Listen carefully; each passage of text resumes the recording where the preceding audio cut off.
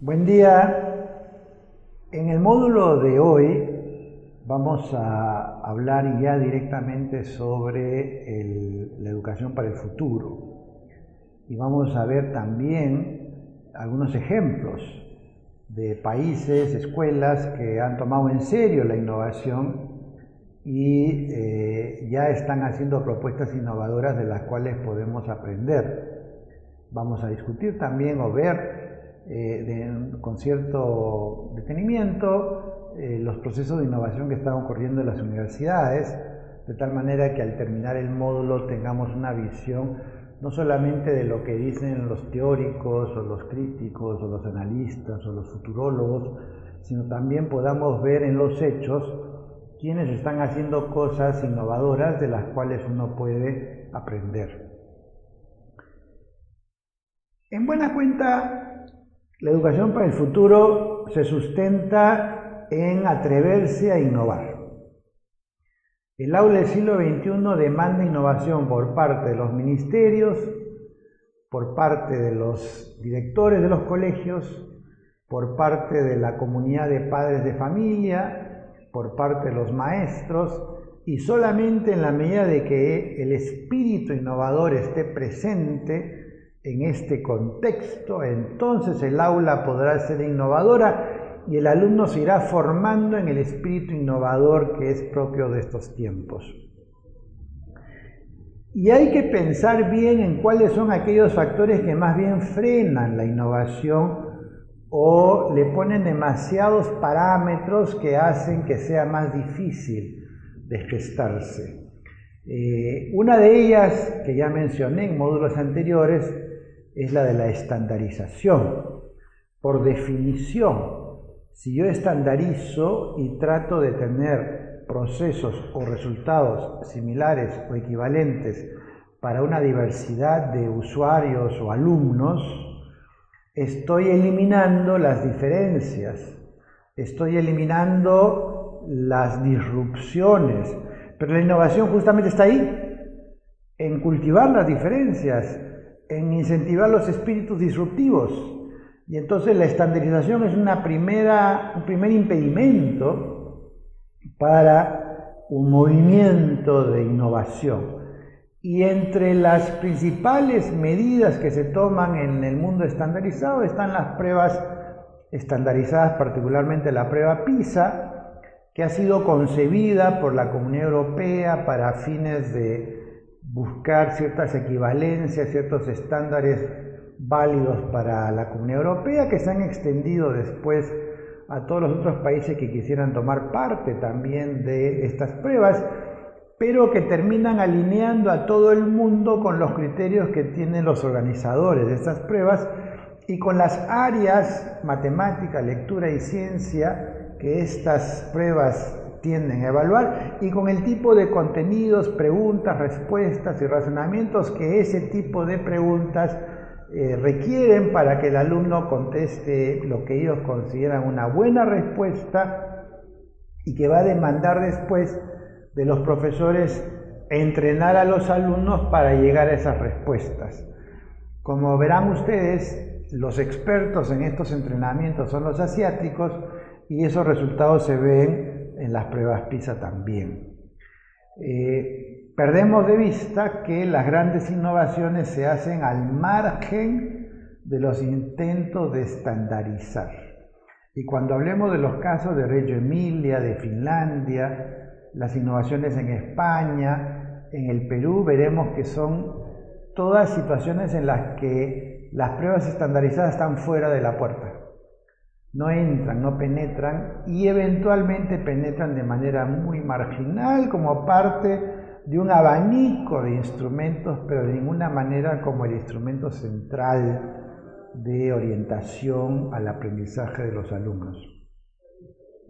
Las reformas educativas, como dije en módulos anteriores, en el Perú han ido fracasando igual que en América Latina porque han asumido que la calidad de la educación se mide con estas pruebas estandarizadas e invirtiendo más dinero en las zonas rurales, las zonas marginales, las zonas periféricas. No es que esté mal invertir dinero en las zonas más pobres, lo que ocurre es que si no se modifica la pedagogía, el trabajo en el aula, esa sola inversión no da los resultados que sí daría los procesos pedagógicos innovadores, como en su momento lo mostró, por ejemplo, Colombia cuando creó Escuela Nueva para las zonas rurales, las cafetaleras principalmente, donde una transformación curricular y pedagógica lograron mucho mejores aprendizajes que cualquier otro país que invirtía en sus zonas rurales, pero con los mismos modelos que en las zonas urbanas. O en su momento la telesecundaria de México para las zonas rurales, que permitía que los alumnos aprendan con unos cuadernillos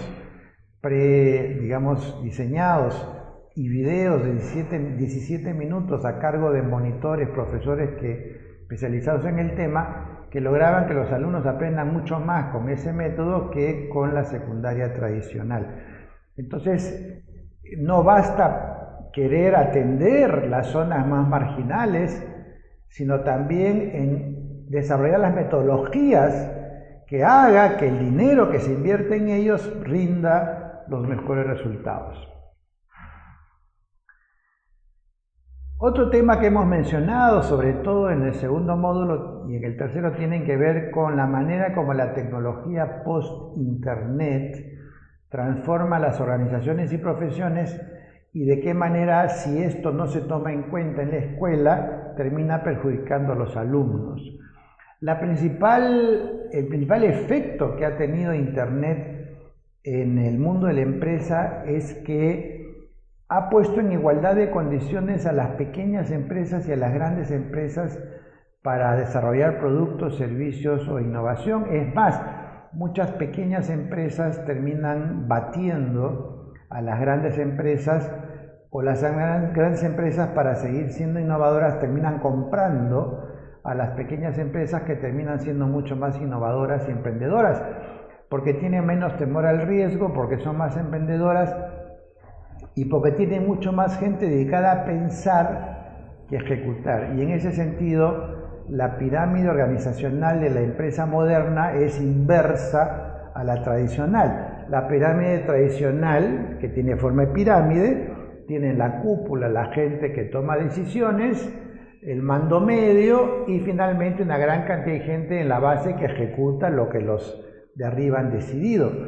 La nueva pirámide organizacional tiene una muy fuerte base de gente que todo el tiempo está pensando, innovando, creando, y muy pocos que hacen los trabajos de servicios o los trabajos operativos o mecánicos básicos, porque casi ni siquiera secretarias o operadores telefónicos se requiere hoy en día, porque todo eso lo hace a la vez el profesional innovador. Otra cosa que ha transformado Internet es todo este concepto de ser un empleado, tener un empleo por toda la vida, porque este nuevo mundo lo que nos está mostrando es que las empresas se crean y se eliminan cada 10 años, se fusionan, cambian de propietario, cambian de país, cambian de rubro, y obviamente todos esos cambios van haciendo que la persona que entra en un empleo esté ahí por unos cuantos años, pero después vea extinguido su empleo. Pero también ocurre a la inversa, no solamente que la empresa deja de existir o cambia de rubro o reduce personal o se fusiona, sino también ocurre que el trabajador o el profesional que conoce de sus talentos, sus capacidades, y que tiene una visión de lo que es su propio desarrollo profesional, empieza a cambiar de empleo porque está buscando que ascender o cambiar, o se va aburriendo en un trabajo y está buscando retos en otros. Entonces ya no es solamente la empresa la que despide o prescinde de los trabajadores, sino el trabajador que prescinde de la empresa en la que se está formando porque tiene ganas de irse a otra, o porque siente que en otra va a poder ser más productivo, o aprender más, o ganar más, o porque finalmente quiere crear su propia empresa a partir de los conocimientos que adquirió en la empresa anterior. Y a eso tenemos que agregar una economía que está menos interesada en los diplomas y más interesada en las habilidades. Y podemos tener grandes innovadores que ni siquiera fueron a la universidad, o podemos tener universitarios desempleados. A la gran empresa lo que le interesa, o la empresa innovadora lo que le interesa es quién es capaz de innovar. Y así sea una persona que solo terminó la primaria o secundaria, si es capaz de innovar, de organizar, de liderar, de pensar en cosas nuevas, de aportarle a la empresa con su creatividad, eso vale más que un diploma de una universidad de gran prestigio en el mundo. Y la gente va construyendo su prestigio, su reputación online, haciendo sus portafolios digitales. En otras palabras, por ejemplo, un diseñador, un ingeniero, un arquitecto, lo que hacen es colocar en internet sus trabajos previos o sus clientes, o los publicistas, en fin, y quien quiere conocer su trabajo lo que hace es mirar su portafolio.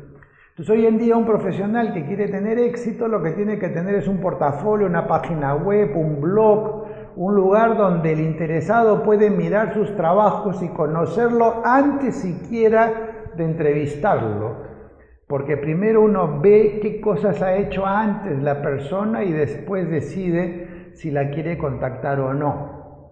Ya no se trata de ver un currículo de títulos o diplomas, en todo caso es un currículo de hechos, de trabajos, de diseños, de ideas, de actividades para la comunidad que ha hecho esta persona y que están documentadas en su portafolio o en su página web, que el reclutador de talentos investiga antes de contratar al profesional. Otra cosa importante para estos tiempos es tener una ciudadanía informada. La ciudadanía que tiene que tomar decisiones. Miren, un joven que termina hoy en día el colegio a los 18 años tiene que elegir presidente, congresistas, pero él nunca eligió nada en su vida escolar, porque todo lo eligieron otros. El alumno hace en el colegio lo que le dicen los profesores, o lo que dice el programa, o lo que dice el reglamento, o lo que dicen los padres, o lo que dice en el libro. ¿En qué momento el alumno aprende a hacer las cosas que él aquilata como convenientes, sobre las que él tomó posición? ¿En qué momento un alumno está expuesto a variedad de opciones para escoger una? ¿En qué momento el alumno está expuesto a variedad de teorías sobre un mismo tema para que él aprenda a contrastar, a aquilatar? Eso no ocurre, mucho menos en una escuela de texto único, o donde el gran guía es el profesor y no hay otras fuentes. Y entonces, ¿en qué momento el ciudadano, por ejemplo, tiene que elegir un candidato para presidente, pero si nunca aprendió a evaluar alternativas? Nunca aprendió a evaluar programas, propuestas, promesas y escoger aquella que le parezca más pertinente. Un ciudadano hoy en día, por ejemplo, en el Perú, tiene que tomar decisiones sobre ¿es bueno o es malo que las AFPs mantengan los fondos de pensiones o hay que devolvérselos a los que hicieron el fondo? Hay que tomar decisiones, ¿aceptamos o no alimentos transgénicos? ¿Aceptamos o no que la píldora del día siguiente es o no es abortiva? ¿Cómo lidiamos con el espionaje electrónico? ¿Cómo lidiamos con los drones? Hay que hacer una legislación para drones que no existe. Con los robots, con la corrupción, con la ética en la genética. El que manipula los genes está sujeto a un código legal, a un código constitucional. ¿Quién es el padre de un niño nacido por manipulación genética? ¿Qué cosa hereda un niño que nació en una probeta? Es decir, cantidad de cosas que tienen que ver con nuestros tiempos y que el ciudadano tiene que estar mínimamente informado para poder tomar una posición y orientar a la sociedad en función de sus saberes y de sus valores. ¿Qué medicinas compro o no? ¿Qué medicinas hacen daño? La comida chatarra famosa. ¿Qué consumo? ¿Qué no consumo? ¿Cómo sé si algo es nutritivo o no es nutritivo? ¿Cómo sé si una dolencia requiere una atención médica o no? ¿Cómo puedo resolver qué plan telefónico escoger? ¿Qué automóvil comprar? ¿Qué tipo de préstamo bancario, hipoteca, tarjeta de crédito me conviene? O sea, si no estoy formado para evaluar y escoger la mejor opción, ¿cómo puedo pretender ser un ciudadano informado? Pero todo eso nace de un sistema educativo que todo el tiempo me expone a evaluar alternativas y optar por aquella que a mí me parece mejor y tolerar el debate con aquellos que piensan distinto, porque eso me puede ayudar a perfeccionar mi propia idea. Y entonces, esta educación que está tan orientada solamente a ser un productor o a ser un empleado que se gane su sueldo, etcétera, está perdiendo de vista todas estas otras opciones y la capacidad de liberar.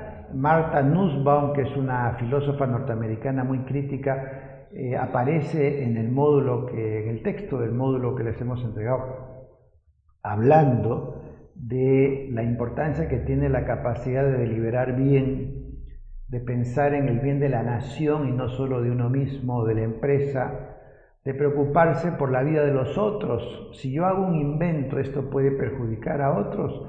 Si yo boto la basura a la calle, perjudica a otros. Si contribuyo al calentamiento global o la contaminación ambiental para beneficio propio, pero puedo estar perjudicando a la sociedad o al planeta entero. Y la capacidad de pensar socialmente está muy acentuada en las humanidades y en el arte, cosa que a veces queda menospreciado frente a la efervescencia, la obsesión por la matemática, por la ciencia, por la informática, por la tecnología, que es algo con lo cual tenemos que lidiar si queremos formar buenos ciudadanos para estos tiempos. Decía yo que PISA es uno de los grandes distorsionantes de la educación porque es un monopolio. Como no hay otras pruebas y la única que hay para secundaria es PISA, entonces todo el mundo la asume como la única y por lo tanto la valedera. Pero como ya dije antes, PISA deja de lado muchos aspectos que tienen que ver con las habilidades sociales, la creatividad, pensamiento crítico, la capacidad innovadora, las fortalezas en áreas que no son necesariamente matemáticas, lenguaje o ciencias, que están apuntaladas por las teorías de las inteligencias múltiples, de manera que hay que tomar con relatividad los resultados de PISA, pero a su vez también el entrenamiento para los resultados en PISA. Si ustedes miran, por ejemplo, los resultados de PISA, verán que los países asiáticos que son los más propensos a entrenar a sus alumnos en los colegios para obtener ciertos objetivos son los punteros en PISA, porque se puede mejorar puntajes de PISA no porque mejoró la pedagogía, no porque mejoró la creatividad de la sociedad, sino porque mejoró el entrenamiento para obtener mejores puntajes en las pruebas PISA. Y ahí tienen ustedes en la lámina claramente establecido cómo los países más innovadores del mundo están a media tabla. En cambio, los punteros son los que mejor entrenan a los chicos para las pruebas PISA. Como dije también en la primera charla, no es que PISA no dé ninguna información relevante, la da con respecto a matemática y lenguaje. Y en ese sentido, ver que todos los latinoamericanos aquí en la tabla están en el tercio inferior, no nos debe servir de consuelo, sino más bien nos tiene que decir que en aquellas áreas que PISA sí mide, los latinoamericanos estamos bastante rezagados y tenemos que tomar nota si es que queremos tener un mejor desempeño social. En PISA, los punteros son los asiáticos emergentes, los europeos, los que se han propuesto hacer de la educación el valor principal de sus naciones, usando la metodología en la que ellos creen. Por un lado, los asiáticos con este súper entrenamiento escolar, más bien los nórdicos con una mayor apuesta por la reflexión, por el trabajo en proyectos, por la orientación hacia la interdisciplinaridad, el disfrute escolar. Se están quedando en el camino las antiguas potencias educativas como Estados Unidos, Inglaterra, Francia, Alemania, un poco menos Alemania que los demás, y los subdesarrollados, los latinoamericanos, que estamos lamentablemente en el tercio inferior. En esta lámina ven ustedes que Corea del Sur y China pueden tener buenos resultados en PISA, pero no necesariamente en creatividad. En cambio, Finlandia, Canadá, Dinamarca, que tienen una educación más amable, son países mucho más creativos. Estados Unidos e Inglaterra califican en media tabla en PISA, pero son los países más innovadores del mundo en cuanto a patentes per cápita y en startups. Y además PISA tampoco obviamente evalúa la capacidad de los jóvenes de crearse su propio empleo. Entonces, tratemos de ver qué cosas valiosas sí nos da PISA para poder sacar conclusiones, pero reconozcamos las limitaciones para no forzar a todo el sistema educativo a meterse por el callejón de PISA, olvidando todas las demás habilidades y capacidades que necesitan los estudiantes y profesionales y que PISA no mide o eventualmente frena. Una pregunta que no debe pasar desapercibida es cuándo y dónde medir la calidad de la educación. Porque hoy en día, por ejemplo, estamos midiendo la calidad de la educación en el Perú a partir de las pruebas censales de segundo de primaria. ¿Cómo se puede asumir que la calidad de la educación de un país se mide en segundo de primaria? Es verdad que segundo de primaria nos puede dar datos sobre cómo empezó la vida escolar de los niños hasta segundo grado, pero los niños después completan la básica, van a los institutos, van a las universidades, están en las empresas. Entonces, ¿es segundo grado el lugar para medir la calidad de la educación? ¿Es el fin de la escolaridad el lugar para medir la calidad de la educación? Si uno mide los resultados al final del colegio en Estados Unidos o en Israel, uno tiene resultados bien pobres en muchos de los centros educativos. Y sin embargo, como dije antes, terminan siendo sociedades que tienen el mayor desarrollo tecnológico, la mayor cantidad de startups por per cápita, patentes, que todo el resto del mundo. Entonces, ¿a dónde medimos la educación? En el momento que la sociedad es capaz de producir patentes, en el momento que la sociedad es innovadora, en el momento que la sociedad es capaz de formar emprendedores que crean sus startups. Entonces hay que dedicarle un poco de tiempo también a pensar dónde está la calidad de la educación, y que en el caso peruano basta mirar cómo funciona nuestra sociedad para poder entender de que la calidad de educación del sistema educativo peruano, inicial, primaria, secundaria, superior, tecnológico, etcétera, no está dando los resultados que nos interesan para tener ciudadanos activos, informados, éticamente calificados, competentes, eficientes, y entonces algo hay que hacer en todo el sistema educativo para producir ciudadanos de otras características. No menos importante que las habilidades y las capacidades intelectuales y sociales son las que tienen que ver con el carácter y la personalidad de los estudiantes. David Levine, que es cofundador en Estados Unidos de las escuelas intermedias Charters KIPP en Estados Unidos, encontró que los alumnos que abandonaban los estudios superiores y se graduaban como profesionales eran solamente 1/3 de todos los que terminaban el colegio. Y su expectativa, obviamente, era que por lo menos sean 75% los que se gradúen. ¿Qué pasaba? Que graduándose del colegio no lograban superar los retos de la vida universitaria para graduarse después de la universidad. Y lo que Levin encontró es algo que en realidad debería ser de sentido común, pero no era usual en el debate educativo de esos tiempos, y es que los alumnos que se mantenían en la universidad no eran los que tenían las mejores notas en el colegio, sino los que evidenciaban tener más fortalezas de carácter, como optimismo, perseverancia, inteligencia social también, es decir, una personalidad resiliente a prueba de los fracasos, a prueba de las frustraciones, que tolera, digamos, los momentos de frustración, pero que son perseverantes, pero que son apasionados, pero que son personas orientados a sus metas. Esos componentes de la personalidad terminaban ser decisivos a la hora de ver quién tendría éxito y quién no como consecuencia de la vida universitaria. Y este personaje Levin se conectó con un conjunto de estudiosos de la personalidad que encontraron que hay una serie de fortalezas en el carácter. Randolph y Peterson lo encontraron, que hay 24 fortalezas del carácter que uno encuentra en los innovadores de toda la historia de la humanidad, desde Aristóteles hasta hoy. Y ellos clasificaron esas 24 características en las categorías que ustedes ven en la lámina. 5 son fortalezas cognitivas: curiosidad, amor por el conocimiento, pensamiento crítico, inteligencia práctica, perspectiva, es decir, todo eso que tiene que ver con la manera de pensar. 4 fortalezas emocionales, psicológicas: valentía, perseverancia, integridad, pasión por las cosas.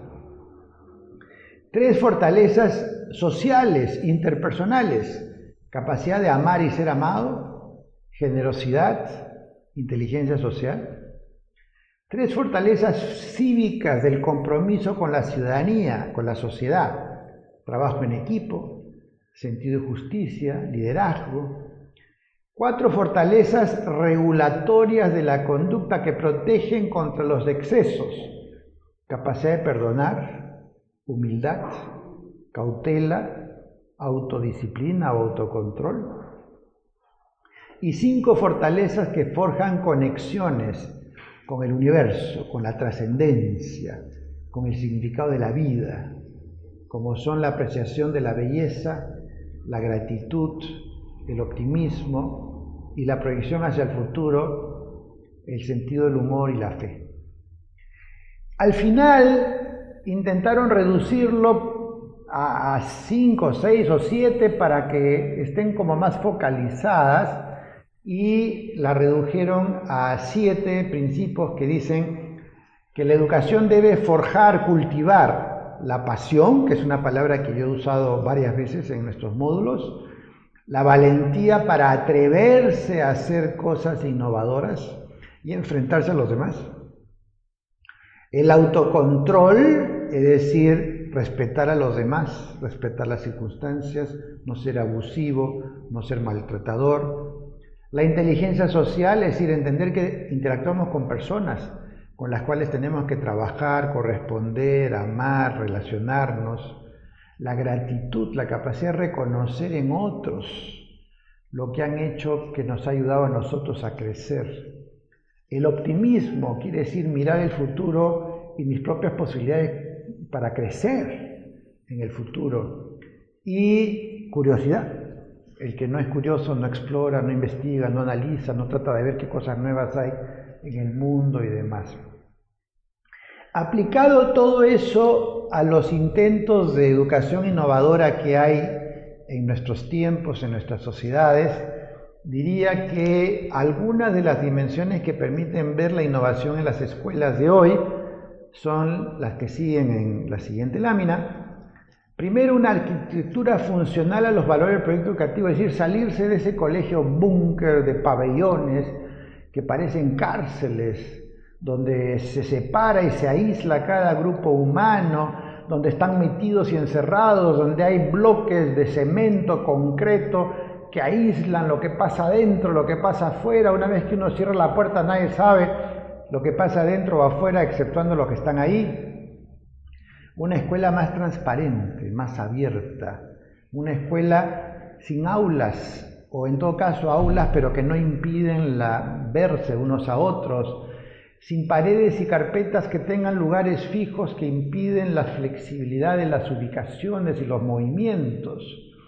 Un aula donde uno siente que el profesor confía en los alumnos, que cada uno de tus fortalezas y debilidades va a ser competente, que cada uno va a lograr, de acuerdo a sus posibilidades, avanzar y crecer.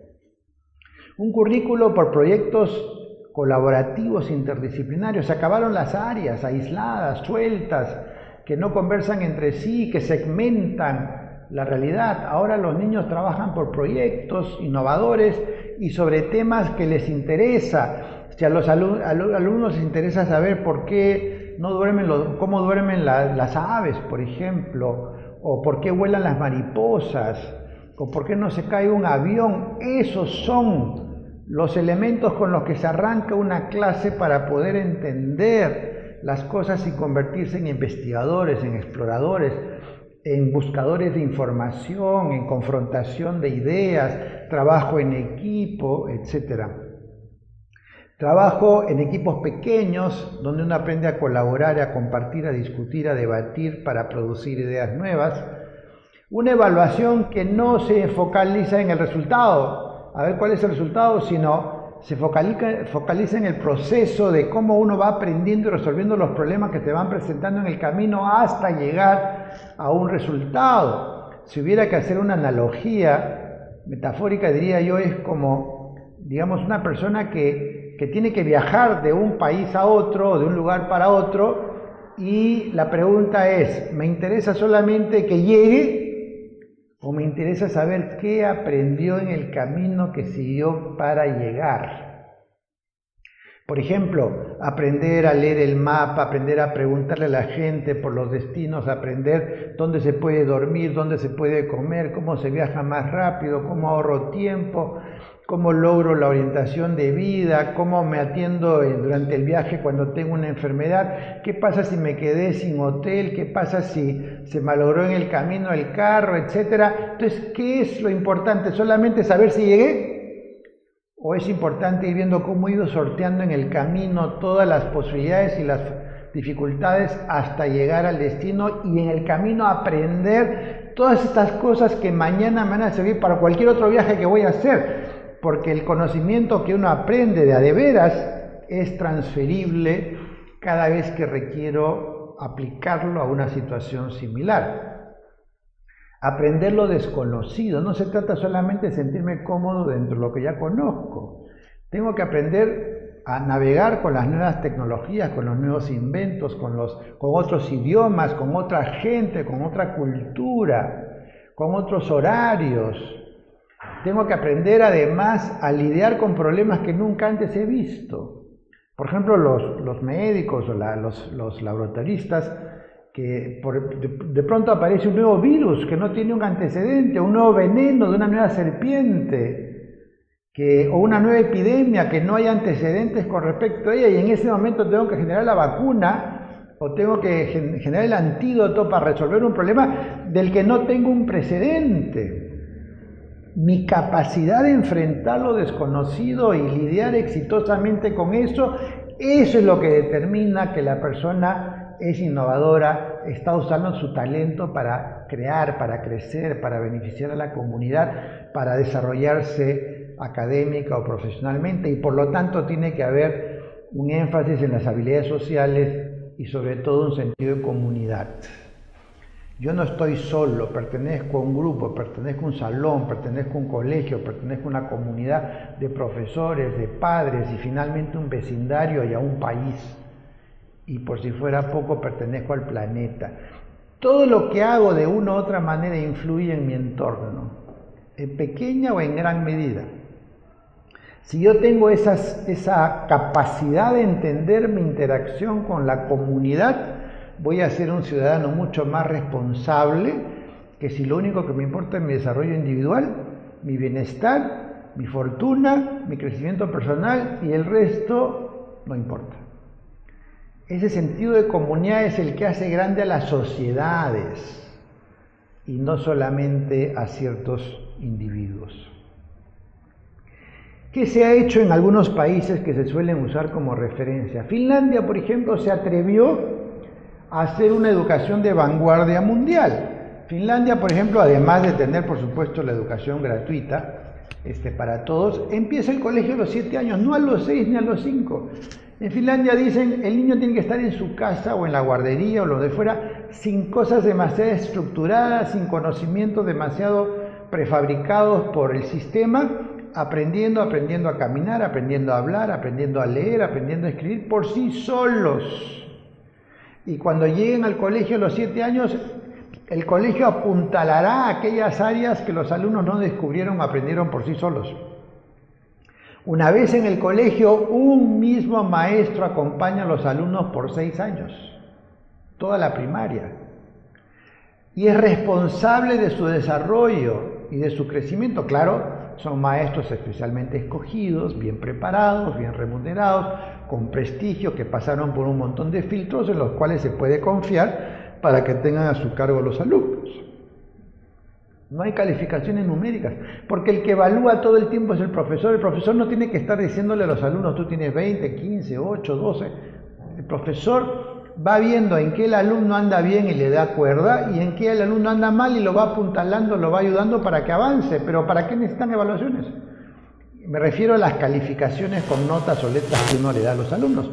El profesor toma notas, evalúa, chequea y va creando las condiciones para que el alumno avance sin tener que sufrir ni la vanidad de alguien que siempre tiene buenas notas y después tiene miedo de fracasar, o es soberbio, ni el sentimiento de frustración y fracaso de aquel que siempre tiene alguna dificultad y a la hora de ponerle notas siempre que tiene las notas bajas.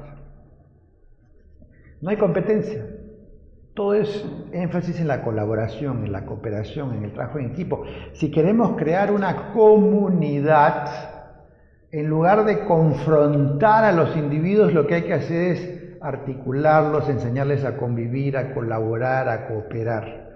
Y eso se tiene que hacer desde el colegio. Es un colegio a que los niños van 5 horas al día, 608 horas lectivas en primaria al año. Compárenlas con las 1100 que el Perú plantea como óptimo y con lo que aprenden muy poco, además, los chicos. Los profesores son muy escogidos. El 10º superior de los egresados de secundaria puede postular a educación y después se gradúan generalmente la tercera parte o la cuarta parte de los que estudiaron educación, porque hay un chequeo riguroso todo el tiempo de su avance. El profesor, para graduarse, tiene que tener maestría en educación y además tiene que haber hecho 2 años de inmersión en un colegio a cargo de un profesor experto, que es el que lo evalúa y dice al cabo de 2 años si está o no en condiciones de ser nombrado para asumir de ahí en adelante el trabajo de un profesor. Comparen eso con lo que conocemos de los otros sistemas educativos y en particular el peruano, que es totalmente distinto. En la educación inicial, quien ha prestigiado mucho una nueva manera de trabajar la educación, aunque en realidad ya tiene más de 50 años, es el distrito de Reggio Emilia en Italia, que tiene la ventaja de que la educación en la educación inicial es municipal. Y al ser municipal, cada distrito puede educar de otra manera a su infancia. Ya cuando llegan a la primaria se rigen por el sistema único estatal. Pero la educación inicial en Reggio Emilia es líder en el mundo porque se han atrevido en ese distrito de Italia a crear una educación inicial que, lejos de tener este concepto de preescolaridad como de preparación para el colegio, se dedican a cultivar la vida presente del niño. El niño como protagonista de su aprendizaje, el niño como competente, como colaborador, como investigador, el niño que explora, el niño que curiosea, el niño que prueba materiales, el niño que crea manipulando objetos. Y un espacio muy estimulante, muy lleno de materiales, lleno de colores, de pinturas, de maderas, de telas, de objetos, y el niño todo el tiempo puede manipular, inventar, crear lo que desde su imaginación él desea expresar utilizando todos estos materiales. El espacio entonces hace las veces de tercer maestro, o sea, de la manera como organizan el espacio, el alumno se siente tentado, provocado a manipular, a construir, a crear. Es como, digamos, por poner un ejemplo muy conocido, si yo le doy a un alumno un conjunto de piezas de Lego, sin que nadie le tenga que decir nada al niño, el niño va a empezar a darse cuenta cómo se monta una pieza sobre otra, cómo puede articular, empieza a pensar que quiere hacer una casa, que quiere hacer un carro, que quiere hacer un muñeco, que quiere hacer un castillo. Ese proceso de darle los materiales para que el niño quiera hacer por sí mismo cosas de las cuales va a ir aprendiendo, esa es la médula de la manera como se presenta el espacio y los materiales en Reggio Emilia. Las familias, por supuesto, tienen que estar todo el tiempo comunicadas con los profesores, son sus aliados. y todo el tiempo hay que documentar con fotos o videos lo que los niños están haciendo para que los profesores, cuando se van los niños, analizando los videos, puedan detenerse a ver cómo están pensando los chicos, qué dificultades tienen, cómo están dialogando, cuáles son las ideas que están detrás de las cosas que están haciendo y que todavía no logran expresar, qué actividad le preparo al día siguiente o la semana siguiente para que aquello que en el video hemos visto que le significa una dificultad o más bien una motivación, el niño pueda superarla y seguir avanzando en el tiempo. Entonces, esa documentación que además después se registra por escrito, se imprime y está al alcance de los padres para que los padres vean lo que hacen los chicos, es un elemento de comunicación fundamental que caracteriza precisamente la Escuela Reggio Emilia. Reggio Emilia ha inspirado a cientos, quizás miles de nidos en todo el mundo, es considerado el proyecto líder, pero Reggio Emilia no ha logrado penetrar en la primaria y la secundaria porque, como dije, su ámbito de acción en Italia se limita a la educación inicial, pero nada impide que los pilares conceptuales de Reggio Emilia se intenten aplicar en la escuela primaria y secundaria, como ha ocurrido en el caso del Colegio Aleph en Lima y como ocurre en algunos colegios en el mundo que están intentando que la propuesta que conlleva Reggio Emilia también esté presente en la primaria y en la secundaria. España, por ejemplo, está haciendo mucha innovación en los colegios jesuitas, sobre todo, y dominicos religiosos. Curiosamente, muchas veces se piensa que los colegios religiosos son los más tradicionales, los más conservadores, pero en Italia, pues la mayoría de los colegios privados pertenecen a congregaciones religiosas y ahí es donde aparecen algunas que tienen un equipo docente muy potente, muy innovador, que está planteando nuevos ensayos, como por ejemplo los colegios jesuitas de Cataluña, que han instalado un sistema por el cual juntan 60 alumnos con 3 profesores con la idea de que trabajen en grupos en un proyecto que se llama Horizonte 2020, entre quinto de primaria y primero de secundaria.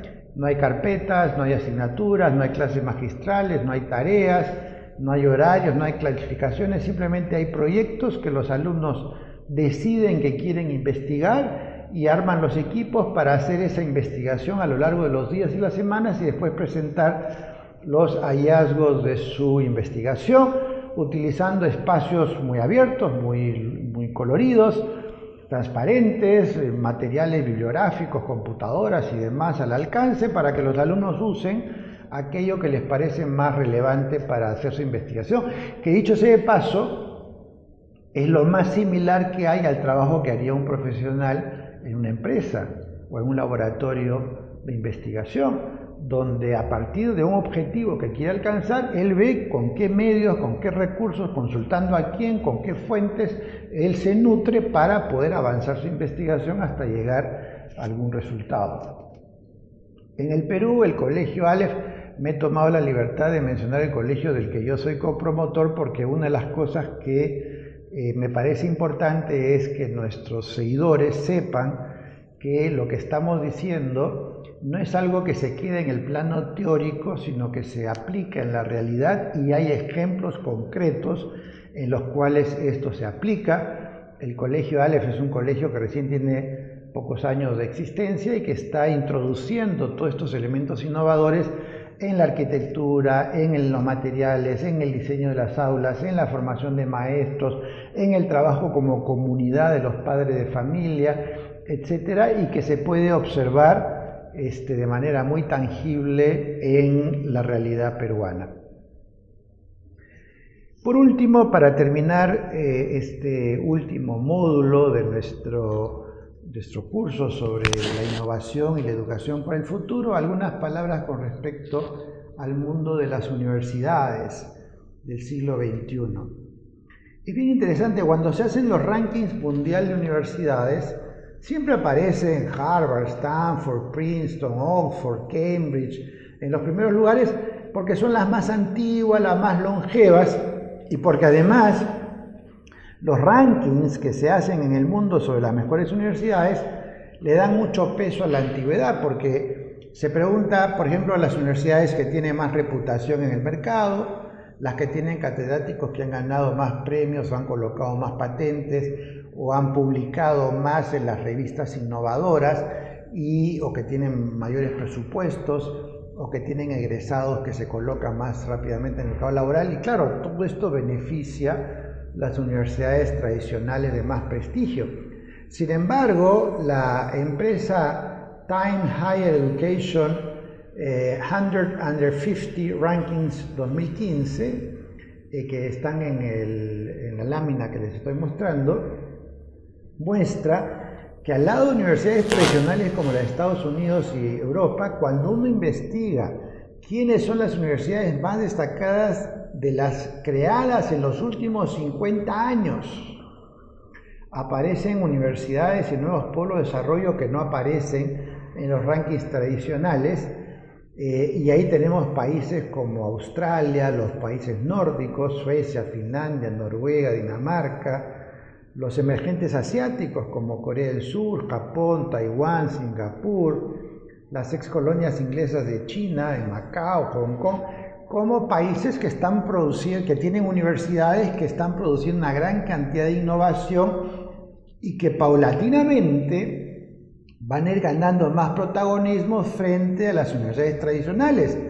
Sin embargo, estas universidades jóvenes nuevas suelen ser menos costosas, menos, de tamaño menos espectacular, menos mencionadas en los catálogos, pero sin embargo más accesibles, más flexibles en su staff, profesores más jóvenes, más innovadores, más investigadores, más rotación de personal, cosa que uno ve con menos frecuencia en las universidades tradicionales. Por otro lado, hay que tomar en cuenta que el ingreso a las universidades en el futuro no va a ser igual pues que la de hoy.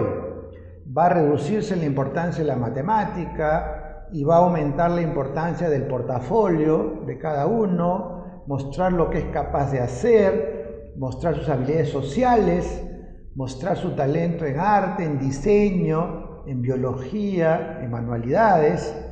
Van a aparecer nuevas carreras que hoy en día ni se conocen, pero que son interdisciplinarias.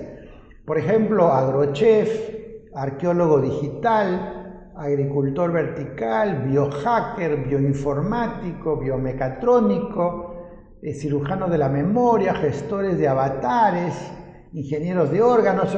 Todas son carreras multidisciplinarias con fuerte impacto de la tecnología y la generación de nuevas patentes, considerando también los nuevos desarrollos de la neurociencia y también del mundo microscópico de la nanotecnología. Todas son carreras que, bueno, en la generación atrás ni se conocían, ni existían, pero que van a hacer que las universidades capaces de ofrecer estas carreras van a ser obviamente las más interesantes y las más reputadas. También están apareciendo cada vez más cursos online, maestrías online como la que actualmente ustedes están tomando, pero también cursos gratuitos por internet, los famosos MOOCs, cursos de Coursera, por ejemplo, o edX, que son gratuitos y que permiten que uno lleve clases. Claro, no le permiten a uno tener notas, tomar exámenes y acreditarse, pero eso va a venir con el tiempo. Mientras tanto, las universidades están prestigiando sus sistemas de enseñanza online y el acceso a videos para generar una fidelidad respecto a las universidades que más adelante le van a cobrar a quienes quieran ver esos cursos. Probablemente también en el futuro la gente va a armar su carrera combinando cursos o módulos de distintas universidades de distintos países, porque una vez aprobada una estructura curricular internacional, dónde llevar los cursos será cuestión de que elija cada uno de los usuarios y se podrá construir una carrera con cursos llevados en distintas universidades del Perú o inclusive con módulos que se han contratado y acreditado en distintos lugares del mundo. Y entonces no nos sorprenda que uno pueda llevar un curso de ingeniería, un título de ingeniería, habiendo llevado cursos en Perú, en Francia, en Estados Unidos, en Inglaterra, en Japón, en Corea, en Australia, donde está el profesor o el especialista que más me interesa para mi desarrollo profesional. La educación futura en el Perú tiene dos posibilidades. Una, perder la oportunidad de innovar, de crear, de gestar conocimiento, de transformar la sociedad, que esperamos no sea el escenario que veremos en el año 2025. El otro escenario que sí esperamos ver realizado es aquel en el que el Perú aprovechó la oportunidad de dar el gran salto de su pedagogía, facilitando a su población el dominio de los paradigmas pedagógicos de la economía de la innovación del siglo XXI, que han sido motivo de los 3 módulos anteriores más este que conforman el curso sobre la innovación y el futuro de la educación. Esperamos que el resultado sea tener peruanos solidarios, cooperativos, entusiastas para resolver sus problemas de manera creativa, innovadora, y de ser ciudadanos activos, informados y responsables. ¿Será posible este segundo escenario? Yo siempre he pensado en que ¿qué perdemos con probar? El ministerio todavía está rezagado en su pedagogía y lo va a seguir estando si sigue haciendo lo mismo que en los últimos 30 años. ¿Qué mejor que convertir al Perú en un gran laboratorio de experiencias educativas en las cuales nidos, colegios, institutos y universidades se convierten en escenarios de innovación? Pero eso requiere confianza en que es posible innovar, autonomía para que las instituciones lo puedan hacer, puedan atreverse, divorciarse de esta necesidad de estandarizar todo, de tener programas únicos para todos, tener rutas únicas para todos y darle la oportunidad a los equipos docentes y directores de los colegios del Perú de gestar una nueva educación a tono con los tiempos. Me despido de este cuarto y último módulo de la secuencia sobre innovación y futuro de la educación con la esperanza de que quienes hayan seguido este módulo hayan encontrado la motivación, la inspiración para convertirse en personas innovadoras, para atreverse a innovar, para poderse dar cuenta de que hay muchas cosas ya hechas en el mundo de las que podemos aprender y otras que uno mismo puede crear y convertirla en el norte de sus propias propuestas para encarar con más coraje, con más decisión, con más valentía, con más cariño, con más sentido de comunidad, el futuro de la educación peruana, que es el futuro del Perú. Muchas gracias.